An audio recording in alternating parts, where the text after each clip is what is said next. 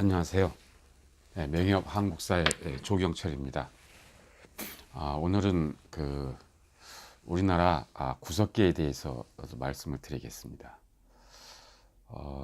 구석기에 대해서 말씀드리기 앞서서 책 하나를 소개시켜 드리려고 하는데요. 지금까지 저에게 영향을 많이 끼친 책이 한 세 권 있는데요. 한 권은 최연배 선생님의 우리말 존중의 근본 뜻이라고 하는 책이고요. 그 다음에 또 하나는 칼 포퍼의 열린 사회와 그 적들입니다. 마지막 세 번째는 저에게 가장 큰 영향을 끼친 책인데요. 토마스 쿤의 과학혁명의 구조입니다. 여기 당시 제가 읽었던 1984년도에 읽었던 그 책입니다. 숙명여대의 김명자 선생님이 옮긴 책입니다. 제가 이 대학 1학년 때 이 책을 읽게 되었는데요. 이게 과학사 책입니다. 그래서 사학과 1학년 학생들 하기에는 좀 어려운 책인데요. 제가 이거를 자발적으로 읽은 거는 아니고 당시 제가 사귀던 여학생이 있었는데 그 여학생 과학사 시간에 교재 하나로 썼던 책인가 봅니다. 하루는 저에게 이 책에 대한 리포트를 써줄 수 있냐고 해서 이거 과학책인데 좀 어렵지 않느냐 그랬더니 역사라고 하면서 저보고 부탁을 했습니다. 그래서 저는 그때 한참 사귀던 때라 여자친구에 대한 여자친구에게 잘 보이고 싶었던 때라 한번 한다고 했죠.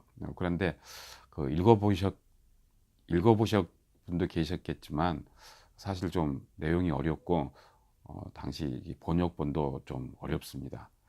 그래서 그럼에도 불구하고 처음부터 끝까지 쭉 이 책을 한 몇 번 읽었는데요.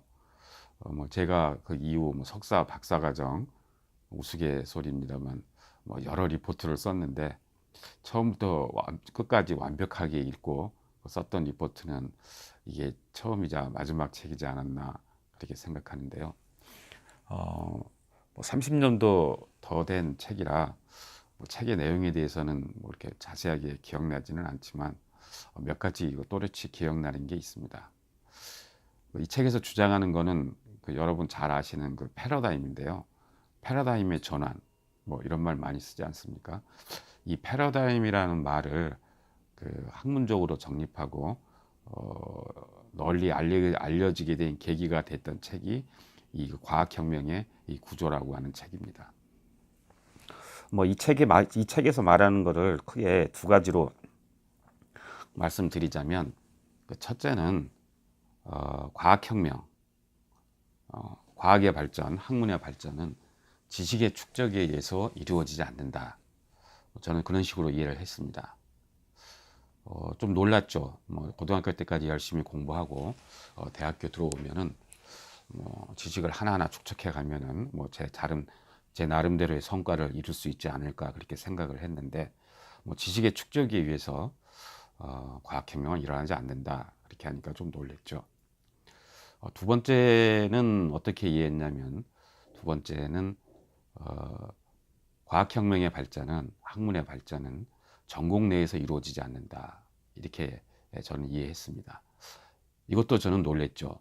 저는 예전부터 사학과를 들어가서 역사 공부를 해야 되겠다 해서 전공 서적을 차곡차곡 읽으면은 뭔가 보이지 않을까 그렇게 생각을 했는데 이 책에서는 전공 내에서는 전공에 갇히면은 그 성과를 이룰 수 없다고 하는 내용이었습니다.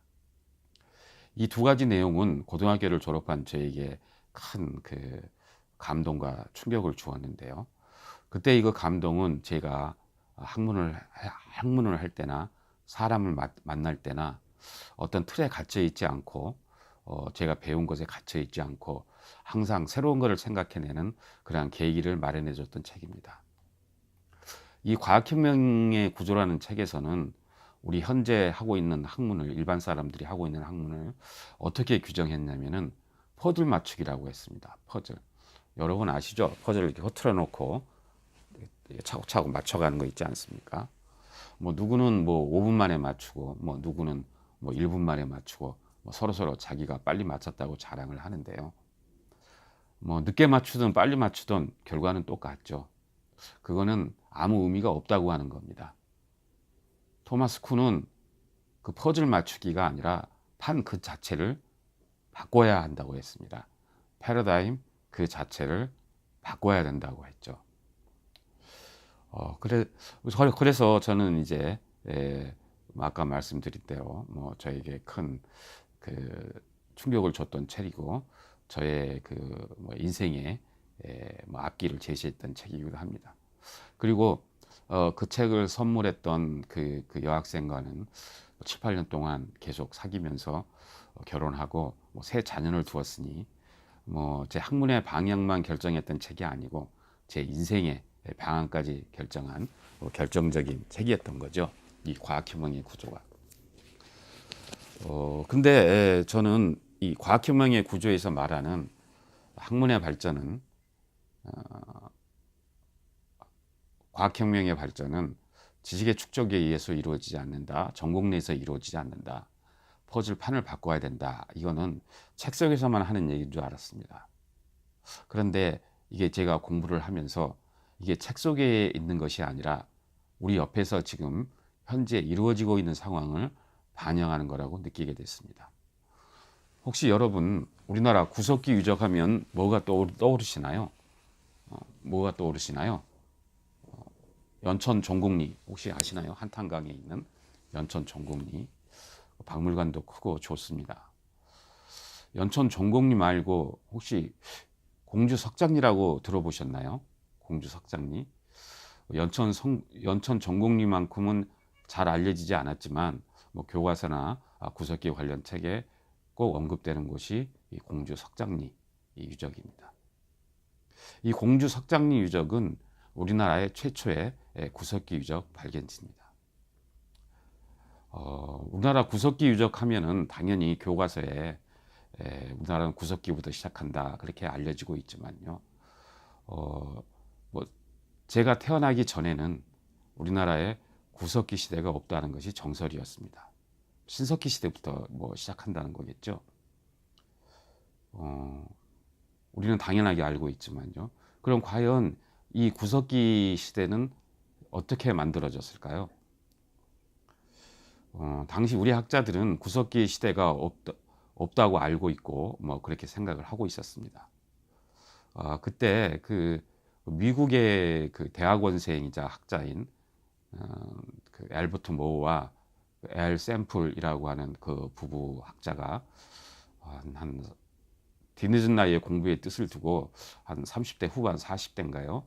그때 미국의 지원을 받아서 그것도 우리나라의 그 구석기를 공부하러 우리나라에 왔습니다. 우리나라에 와서 뭐 주로 이제 그 서울대학교에 그 적을 두고 뭐 공부도 하고 학생들을 가르치기도 하고 뭐 연대에도 가끔 나오기도 했습니다. 이 두 부부는 뭐 여러 유적을 발굴하는 과정에 우리나라 전국 각지를 돌아다니면서 뭐 어떠한 선사 시대를 연구하고 다녔는데요. 마침 그 충청남도 공주 그 금강 그 유역에서 뭐 구석기처럼 생긴 돌을 이렇게 그 몇 개 수습했습니다. 뭐 그래서 모어는 뭐 이 돌을 가지고 어디로 누구를 찾아갔냐면은 당연히 당시 그 고고학의 그 최고 책임자인 그 김올령 선생님 또는 김올령 그 제자분들을 찾아갔었죠. 그런데 그 당시에는 그 고고학의 그 최고 전문가였지만 우리나라에 구석기 시대가 없다는 것이 그 학계의 정설이었기 때문에 모어가 제시한 그 구석기 유물에 대해서 커다란 그 반응을 보이지 않았습니다. 그래서 그 모어는 그 구석기 그 석기를 가지고 어디로 왔냐면 그 신촌에 있는 그 연대로 왔습니다. 물론 연대에는 그때 구석기를 그 전공하는 분은 없었습니다. 손보기 선생님께서 뭐 조선시대를 전공하고 계셨는데 고고학에도 관심이 있어서 모가 그뭐 석기와 공주 석장 얘기를 하자 뭐 한번 가보자 해서 같이 한번 그쪽 가봤습니다. 가보고서 이제 뭐 주변 상황을 보니까 발굴을 해서 한번 우리나라 구석기가 있나 없나 규명해 볼 만한 그 유적지 같다. 그렇게 해서 정식으로 이제 나라의 국가에 그 발굴 신청서를 냈습니다. 그런데 이 발굴 신청서가 심사하는 분들이 있겠죠. 근데 심사하는 분들은 당시 고고학의 전문가분들이었습니다. 고고학의 전문가분들은 같은 역사학을 하는 사람이지만 그분이 고고학자가 전문가가 아니고, 또 당시 우리나라에는 해방 이후에 구석기 유적이 없다는 것이 정설이었으므로 발굴 허가를 뭐 쉽게 내주지는 않았습니다. 물론 이제 여러 가지 곡절을 거쳐서 이제 발굴 허가를 받았죠. 뭐 짧은 기간이지만. 그래서 1964년부터 몇 차례 발굴을 진행시켜서 드디어 그 구석기 유적을 발굴했고, 10년 뒤쯤에는 교과서에도 우리나라 구석기 유적지 최초의 구석기 유적지로 공주 석장리가 실리게 되었습니다. 그 손보기 선생님, 지금은 작고하셨는데요. 선생님에 관한 책 한 권이 있는데, 뭐 우리 역사의 뭐 새 장을 열다, 뭐 이런 책입니다. 그 당시로는 우리 역사의 그 새 장은 구석기가 아니었죠. 그래서 보통 우리 역사를 얘기할 때 선사시대, 뭐 역사시대 하지만 선사와 역사를 포괄해서 우리가 역사를 할 때 구석기라고 하는데, 그 구석기, 그 역사의 시작을 이 손보기 선생님이 열었던 겁니다. 손보기 선생님이 구석기 유적을 발굴하는 과정에 그 기존의 그 고고학 전공자들의 입장에서는 많은 비판적인 견해를 냈기도 했는데요. 김월용 선생이 펴낸 이 한국 고고학 연구라고 하는 책이 있습니다. 이거는 이제 고고학의 그 바이블이라고 할 정도로 모든 사람들이 반드시 읽는 책 중에 그 하나인데요. 이 책은 그 언제 나온 책이냐면 1987년에 1세를 찍었고 92년에 그 3세 발행이라고 되어 있네요. 여기 보면은 뭐라고 되어 있냐면 견해를 이렇게 파악하고 있습니다. 한번 읽어보겠습니다. 그것은 결국 손보기가 구석기 고고학의 정식 훈련을 받지 않은 데서 오는 연구상의 한계성이 잠재적 원인으로 되고 있고, 특히 그것이 외국 학계의 반응으로 나타나 석장리 연구사가 이제 20년에 가까워오면서 국제 구석기 학계에서 석장리의 이름이 거의 무시되고 있는 원인이 되고 있는 듯하다. 이렇게 그 평을 하고 있습니다. 손보기 선생은 그 구석기 유적의 그 석기뿐만 아니라 구석기 유물의 그 예술품의 성격도 많이 강조했는데요. 그거에 대해서 김원훈 선생은 이렇게 평가를 하고 있습니다. 예술품에 대한 이와 같은 성급한 주관적인 관찰의 공표가 손보기, 나아가서는 우리나라 고고학, 구석기 고고학의 수준을 대외적으로 격하하는 결과가 되는 것은 애석한 일이라 하겠다. 뭐 이렇게 되어 있습니다.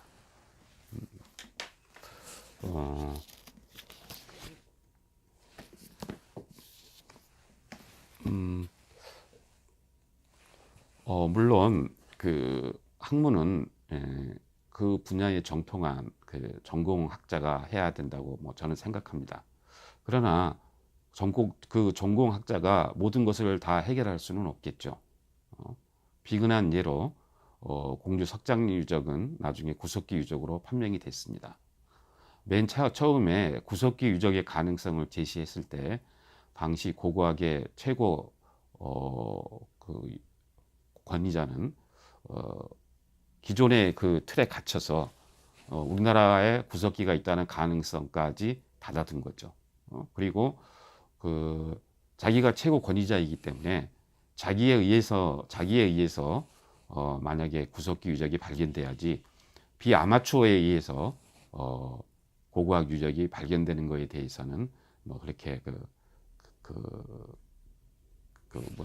적극적으로 그렇게 평가를 해주지 않은 거죠. 이제 이후 손보기 선생은 전공을 바꿔서 우리나라 그 구석기학의 토대를 갖췄습니다. 손보기 선생은 구석기 유적을 발견하면서 또 다른 또 모험을 감행하셨는데요. 그게 바로 우리말 작업입니다.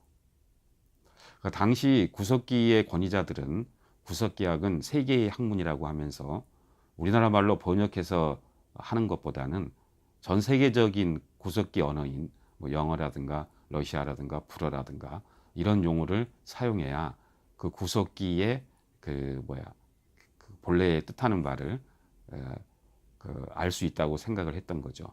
그러나 손보기 선생은 우리 학문은 우리 글로 해야 된다.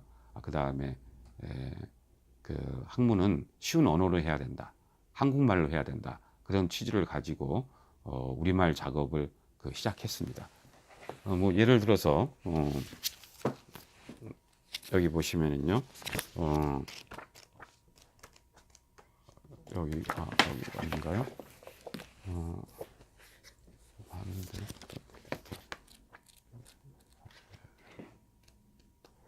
우리말 그 작업을 시도하셨는데 예를 들어서 뭐 극계, 밀계 뭐 이런 여러 가지 용어를 우리식으로 쓰셨는데 아까 제가 했는데 이게 안 보이네요. 아 참나.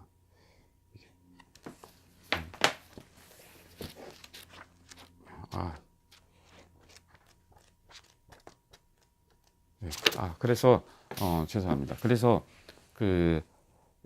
우리가 쓰는 지금 현재 뭐 주목도끼라든가 뭐 극계, 밀계 이런 모든 구석기 용어들을 한국말로 이렇게 사용을 했습니다. 이 용어가 지금 현재는 일반 학계의 용어로 쓰이고 있죠. 저는 이렇게 우리나라 구석기 발굴사를 보면서 과학혁명 구조에서 얘기한 역사는 과학과 학문의 발전은 지식의 축적에 의해서 이루어지지 않는다. 과학과 혁명의 발전은 전공 내에서 이루어지지 않는다. 이제 뭐 이런 언급을 과학혁명의 구조에서 했는데 책 속에서만 했던 이야기가 우리나라 구석기 유적의 발견에도 그렇게 적용됐습니다. 구석기학의 권위자들은 자기가 배운 구석기의 지식의 한계, 그 다음에 구석기라는 전공의 한계에 갇혀서 새로운 패러다임이 변할 때, 새로운 현상이 드러날 때 그걸 적극적으로 해석하지 못했던 거죠. 역사를 공부하면서 우리가 무슨 일을 공부하든지 항상 새로운 현상에 대한 적극적인 수용과 그 다음에 적극적으로 받아들이는 자세는 우리가 모두 갖춰야 될 덕목이라고 생각합니다.